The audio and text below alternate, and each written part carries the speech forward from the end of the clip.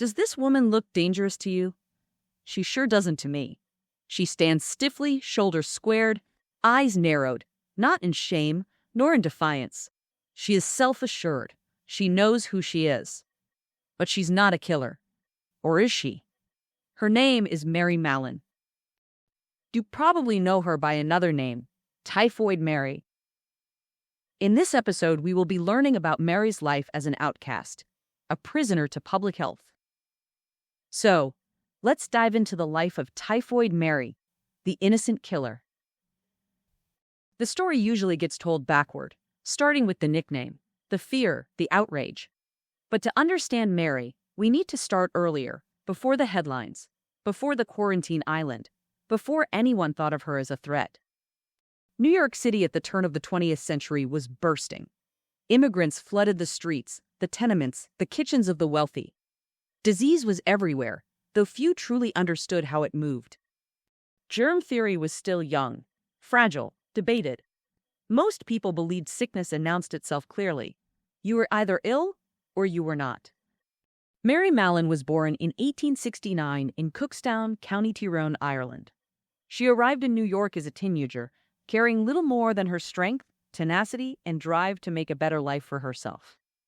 She was strong, independent. She found work as a cook, a position of rare authority for a woman like her. In the kitchens of Manhattan townhouses and summer homes, Mary controlled the food, the rhythm of the household, the heat of the stove. According to later public health records, she was clean, capable, and self-reliant. No one described her as reckless or cruel. And yet, something followed her. Nobody noticed it at first. How could they? Typhoid fever was fairly common. It flared and faded across the city, blamed on bad water or poor sanitation. Remember, in those days the idea was that you either had the illness or you didn't, and they were pretty good at spotting when someone had it. Typhoid symptoms include a high fever, exhaustion, abdominal pain, intestinal problems, headache. Some people even develop a rash with rose-colored spots. Mary had none of these symptoms. She was fine. When authorities began to lay the cases side by side, addresses, dates, names, a pattern began to emerge. Where Mary cooked, people fell ill. The trail became impossible to ignore in the summer of 1906, in Oyster Bay. A wealthy banker rented a pristine vacation home, expecting sea air and rest. Within weeks, 6 members of the household were racked with typhoid fever. The plumbing was modern, the water was clean. Panic set in. The banker hired George Soper, a sanitary engineer, to try and sort out the source of the problem. Soper later wrote that he was looking for, quote, the connecting link between these outbreaks.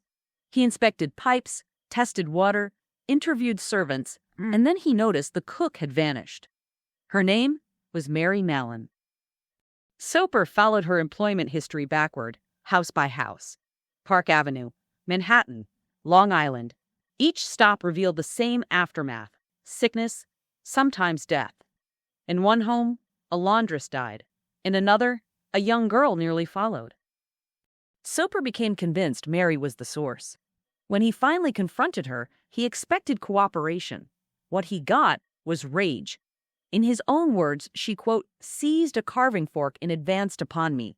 He ran. At first, Mary's reaction puzzled me. Then I read her letters. I was never ill with typhoid fever, she wrote later. I have been healthy all my life.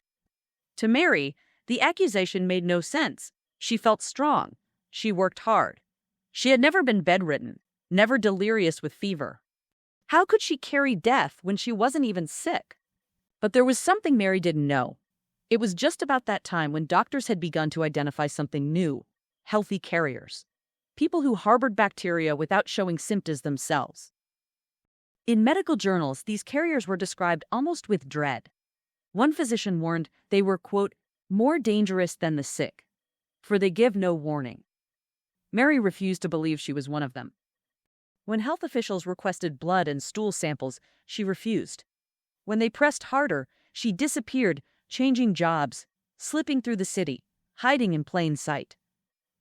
In 1907, they found her. Police arrived at a kitchen where Mary was working. She fought. She tried to escape. Witnesses described a violent struggle before she was forced into an ambulance. I try to imagine her terror, not fear of disease, but of being taken without explanation. Mary was sent to North Brother Island, the quarantine island. From there, her voice survives in letters, angry ones, hurt ones. "I am treated worse than a dog," she wrote. "What law have I broken?" She had no trial, no sentence, only isolation. Doctors visited her cottage, explaining again and again what they believed she carried. They pointed to her gallbladder. They suggested surgery. Mary refused. At the time, gallbladder surgery was dangerous, often deadly. In her letters, she made her fear plain. "The doctors want to cut me open," she wrote. "I will not submit." Outside the island, her name took on a life of its own. Newspapers christened her Typhoid Mary. The name stuck, sharp and unforgiving. Mary despised it. In her writing, she never used it once. After 3 years, officials relented. Mary promised she would never cook again. She was released in 1910. For a while, she kept that promise. She tried to work as a laundress, but laundry work was brutal and poorly paid. Cooking was her skill, her pride. Slowly, she returned to kitchens, sometimes under false names. But everywhere that Mary went, typhoid was sure to go.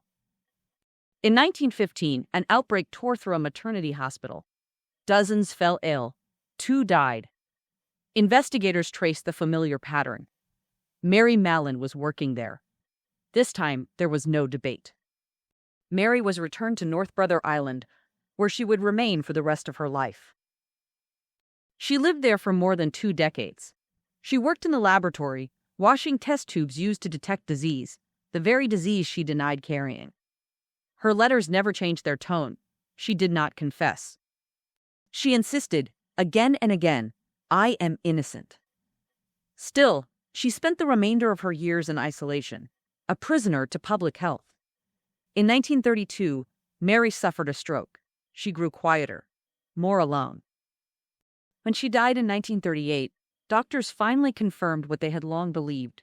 Typhoid bacteria lived in her gallbladder. Signs have been right. And yet, I hesitate to end the story there. Mary was not the only carrier in New York. Records show dozens identified. Many were men. Most were monitored, not imprisoned for life. Mary's legacy endures because she resisted. Because she frightened a city, learning to fear invisible enemies. Because her story refuses to offer a clean villain. Mary was innocent. She did not intend to kill, only to cook meals, earn wages, and live her life. It wasn't her fault she carried death with her. You would think that more than 100 years later, her story would be irrelevant. But far from it, we see fear affecting the way we treat people every day.